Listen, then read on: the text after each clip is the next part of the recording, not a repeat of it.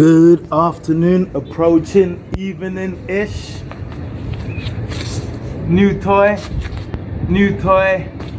Thanks to that foundation. Hoover. Yeah, let's go. Okay. Welcome to Spadas. Today's session is very different. Why? Because I always tell you that Spadas is for everyone, even a comatized patient. So today we're going to comatize and exercise at the same time. Every now and then we will go from comatized patient to stroke victim. Stroke victim can move some things, but not all things. So exercises to help stroke victims, and but all these exercises apply to every single one of us. Do you understand what I'm saying? But it is from, let's say they say from the lame to the able. Do you see what I mean? So we're gonna go from the lame today. It's a relaxing one today, you understand what I'm saying? So like, you understand what I'm saying? Or whatever, innit? But yeah, I'm going to show you why Spadas is for everyone. Because the main point of Spadas is this: is a twitch in your lifestyle and taking in oxygen. So understanding that oxygen is food, understanding that water, it's not just to quench your thirst. No, it's not just to quench your thirst, it's to fill you. Understanding that food is not everything that's edible, that's food to you. And understanding that the sun is for your growth. So you need to make time for these things. So we're going to take this time, and this time in Chi is called Enjumre. Enjum means music. Mre means time. So Enjumre means music time. And it's normally the time we tell Kweku Anansi stories, which is story time. So today is Enjumre, and we're going to train the heart by doing deep core breathing exercises and just gentle movements. Sometimes no movements. You understand what I'm saying? But the heart always has to move. So the breathing has to be intentional.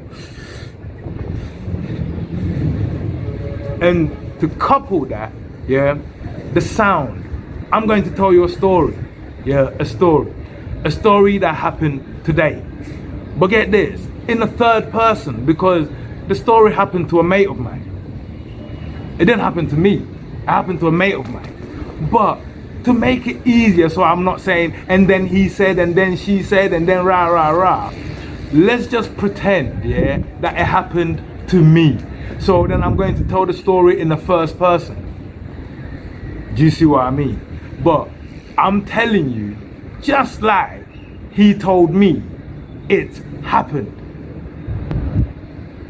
You see what I mean? And at the same time, we're taking in our breathing, we're tensing whatever muscle we can tense, you get me? And then we're listening to story time, right? Okay. Yo, wait. Did you see that? Check properly, you see it? You get me? Alright. So, we're going to start off with a few deep breaths, and a few tension, and then we start the story, Alright, cool. Hope you can hear me.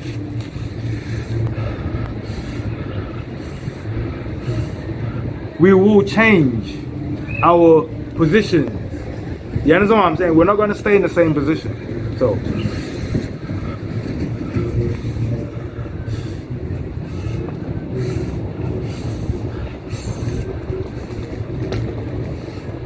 check out the wind. Can you see? Very, very, very oxygenated. So very good to take it in. Alright. So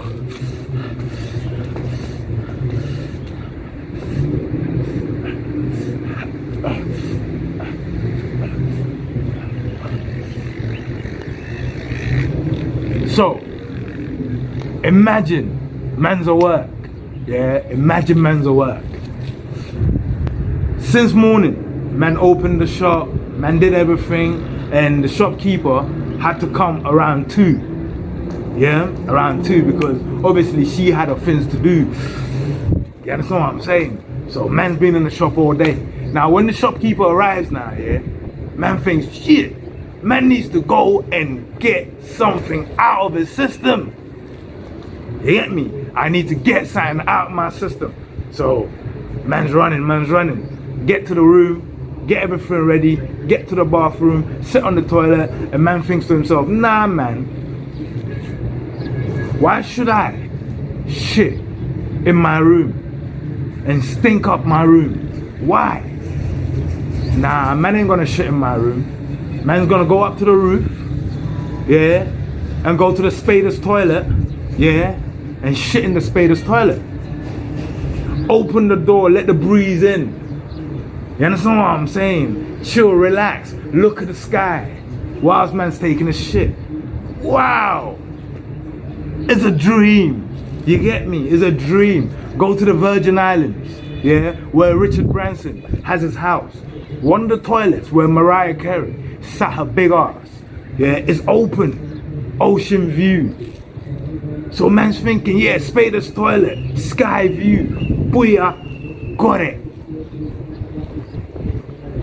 You know when you're about to make a stinking mistake? A flipping stinking...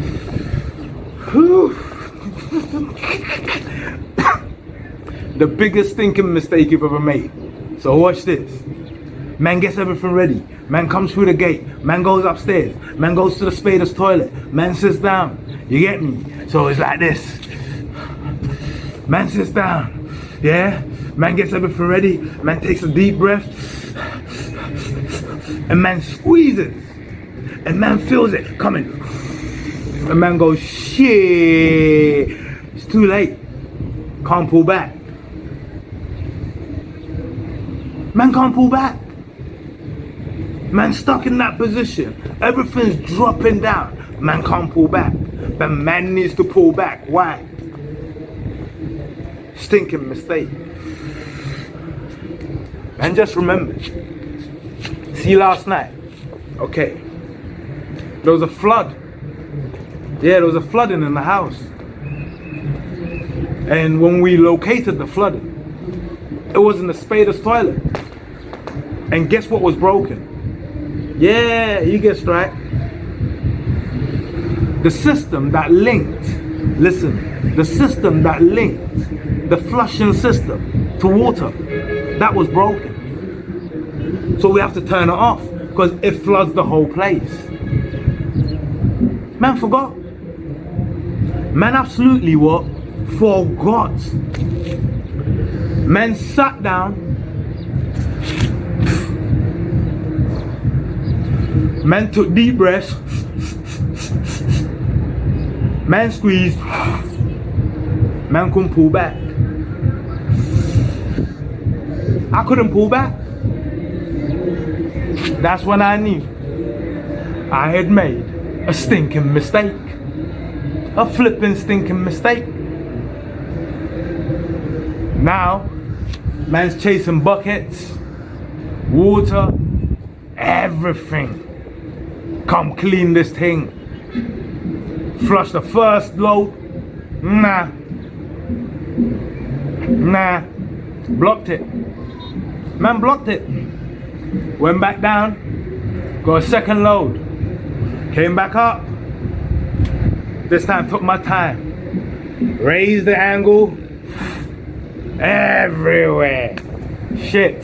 Everywhere. Bounce back. Toss back. Everywhere. That's when man knew. Man was making a stinking mistake. I couldn't pull back. I tried. I couldn't pull back. End of story. Man ended up working hard to clean up the mess. But you know what? The moment I squeezed, I felt it. I felt it, that I was about to spend a lot of time and effort on shit. I swear down, I was about to spend a lot of time and effort on shit.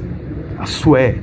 And that's exactly what happened. On a flip note, I got another story to tell you, but we're gonna flip the script and go to the other side.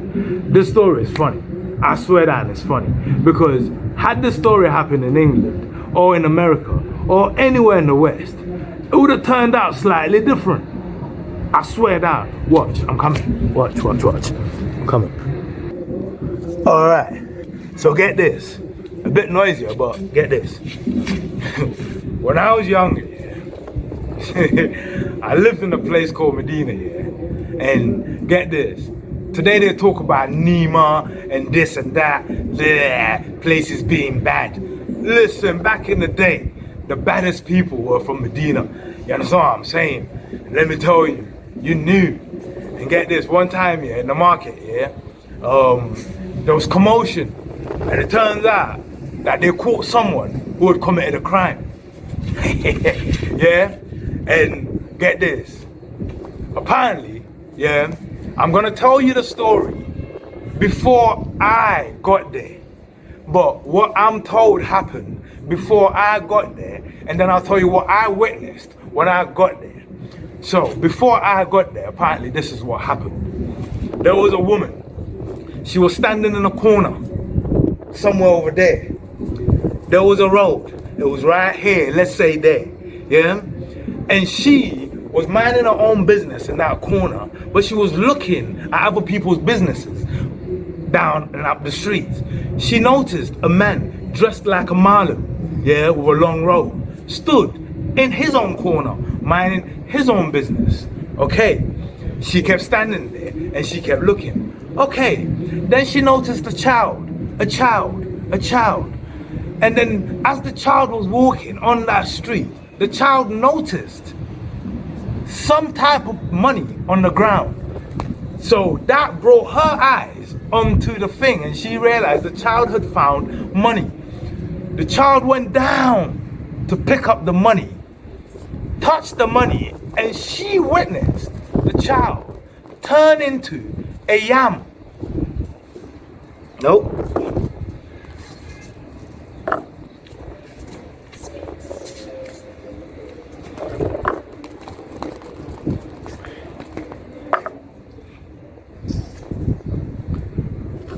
She witnessed the child turn into a yam. Yes, a yam, an edible yam. So she screamed, "Help, help, help, help, help." And then people responded, and she told them she has just seen, get this. Oh, sorry, I've jumped the gun. Keep breathing,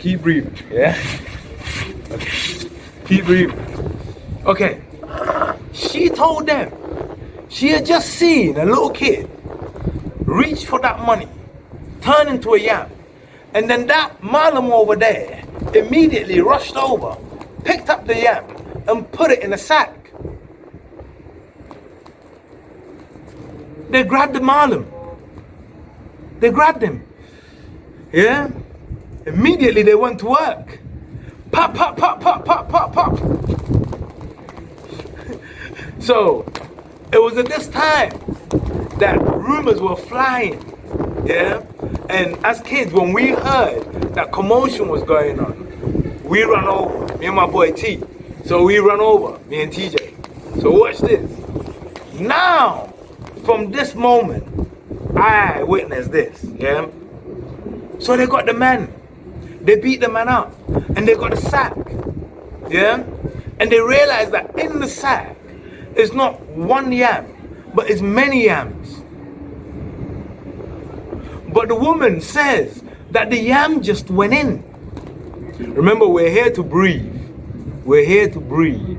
A little bit of tension in it doesn't matter, The woman says the yam It just went in the bag. And then she screamed for help.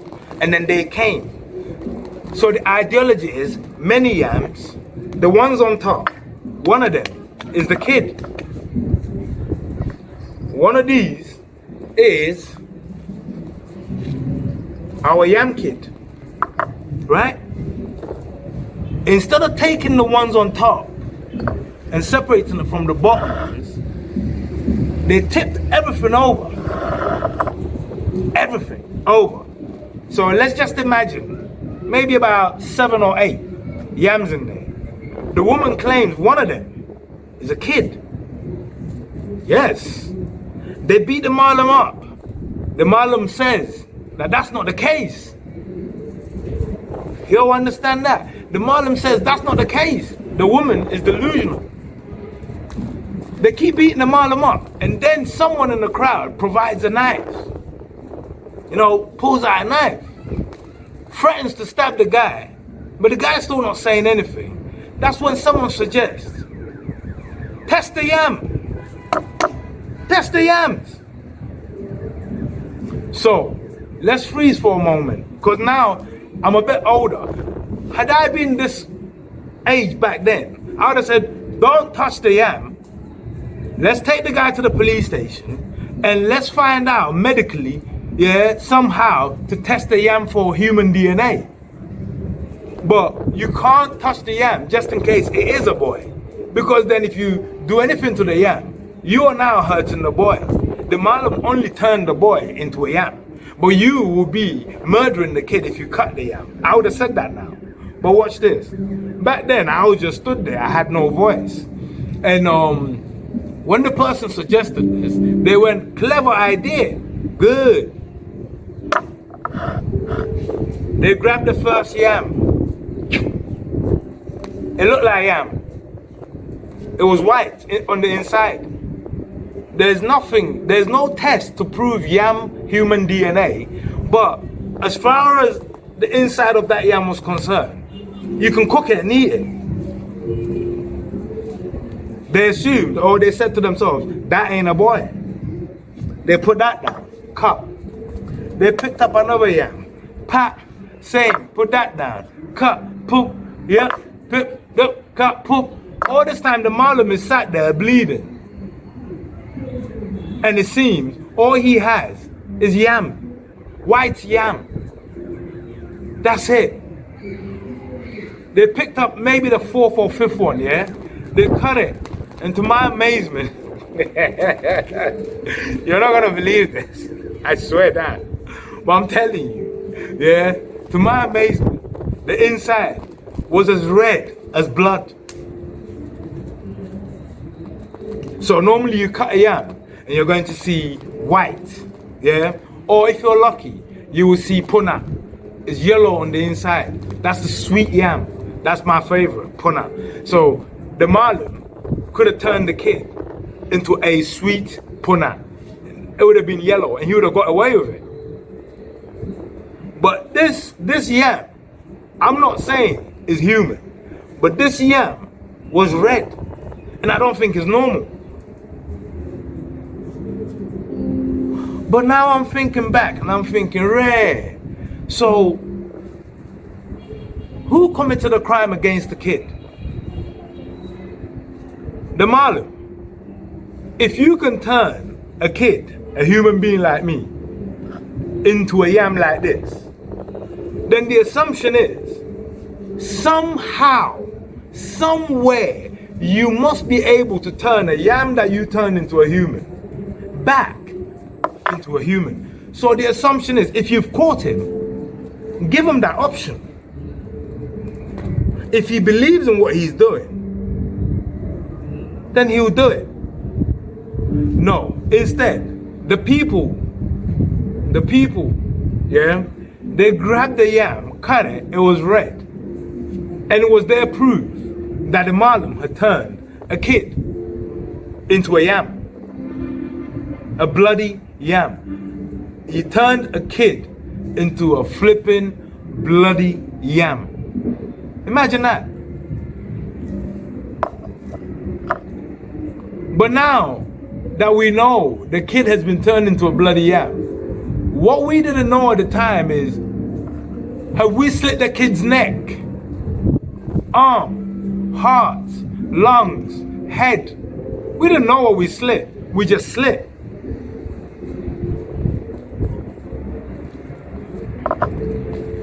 Till today, no one knows the identity of the kid. No one's ever reported.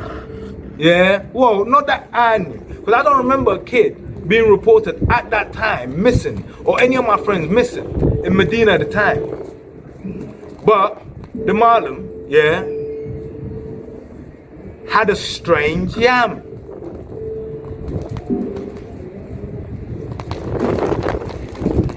They beat the crap out of the Malam, told the Malam, turn that yam. Yeah, I'm not saying he was a Malam, but he was dressed like a Malam. That's what the woman says. Or Shamala Muntadiano. Yeah? So get this, they beat the crap out of this Malam. They killed him. The funny thing about the Malam is, yeah, no one ever claimed that anyone killed their family member. No one ever claimed him. No one ever knew where it came from. It's like he just popped out of nowhere. But no one actually proved that that yam was a kid.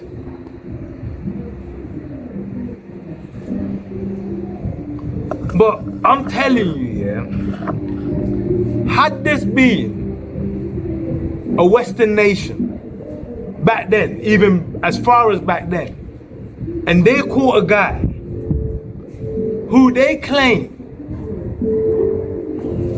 has turned a kid into a yam, their first question will not be, their first action will actually not be to beat this guy up. I'm being honest with you. Their first act will actually be to pamper this guy, because they will assume the yam is alright, it hasn't been damaged.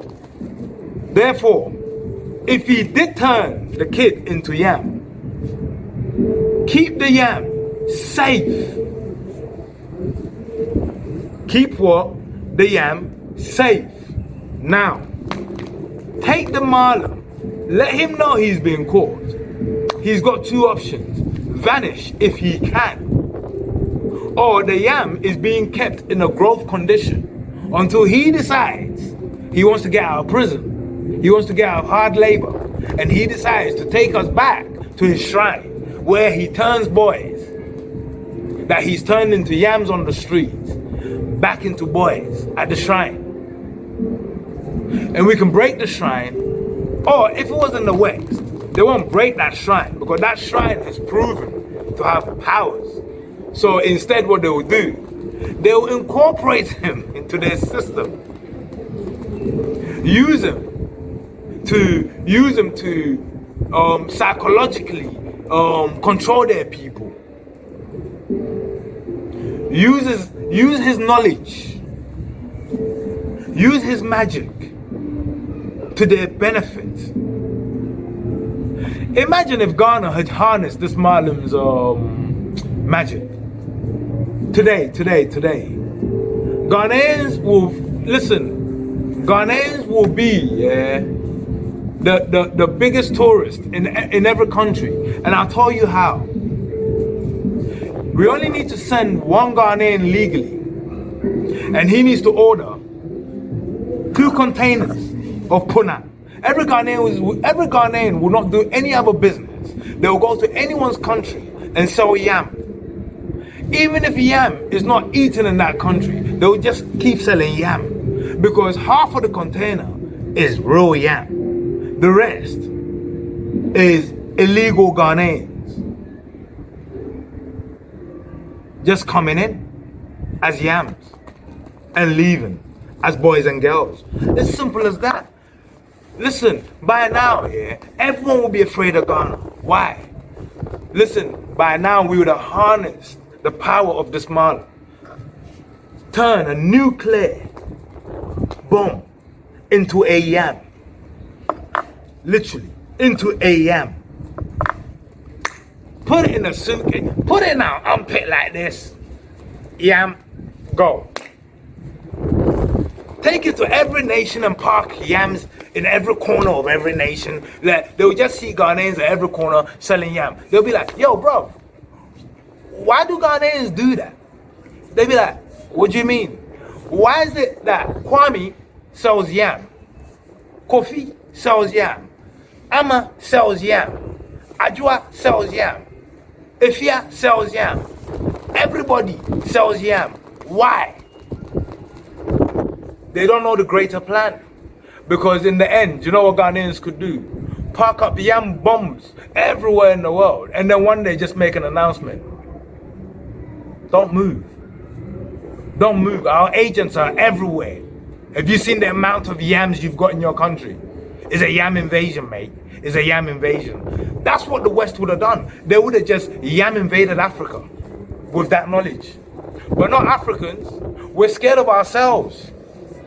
Africans are scared of ourselves. We're scared of what we can do. Honestly. Listen, if a white man, yeah, could turn stone into bread, one fish into many, water into wine, we're okay with that. And if a white man does that, and we know it's good. But if a black man turns a boy into yam, yes, there's a criminal act, so it's not good. Why are you turning boys into yam for? But you can do that. What else can you do?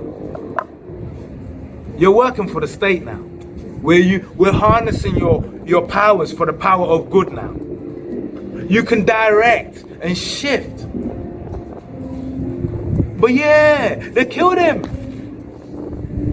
And now, yeah, instead of sending punters all over the world and planting nuclear bombs all over the world, and right now, Ghana could have stood up and said, yo, Boris, shut up, man. Yo, Biden, shut up, man. Yo, Putin, shut up, man. Yo, all of you, shut up, man. It's peace, or all of you are gone. You get me? It's peace or nothing. And I don't care. I don't care who's right, who's wrong. It's peace or nothing. You want to throw bombs? Well, here, Ghana's in the game now. Wagwanji. Pona is in the game. You understand what I'm saying? It could have been like that, but it's not. Why? But we're scared of ourselves. We're scared of what we can do. We're scared of our potential. And here's the truth.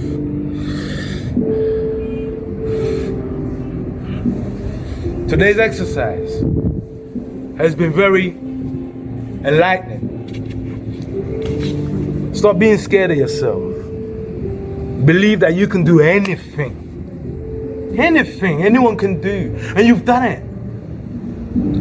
I'll be honest with you. Get this, yeah? You see the day black people believe in themselves. Believe that they can. I know I can be where I want to be. If I work harder there, I'll be where I want to be. The day black people actually start breathing these words rather than just singing them, breathing them and becoming what they're meant to become.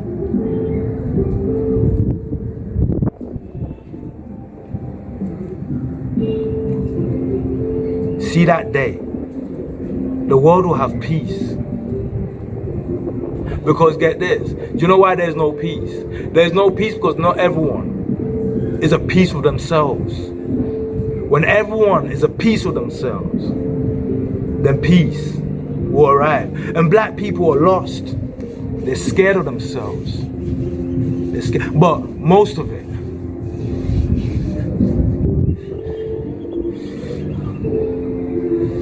you can.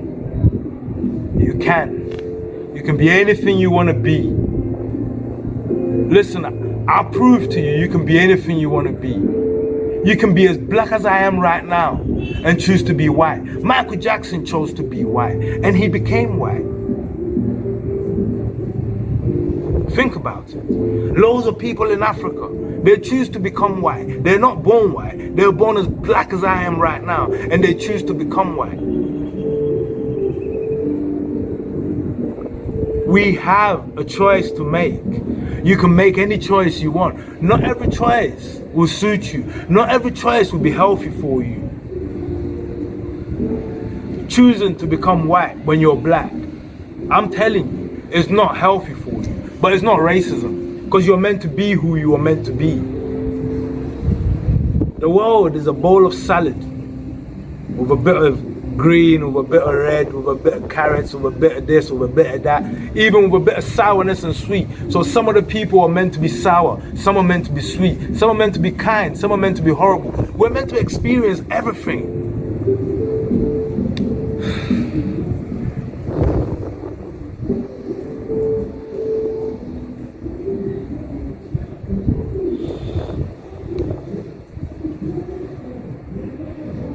Take a deep breath.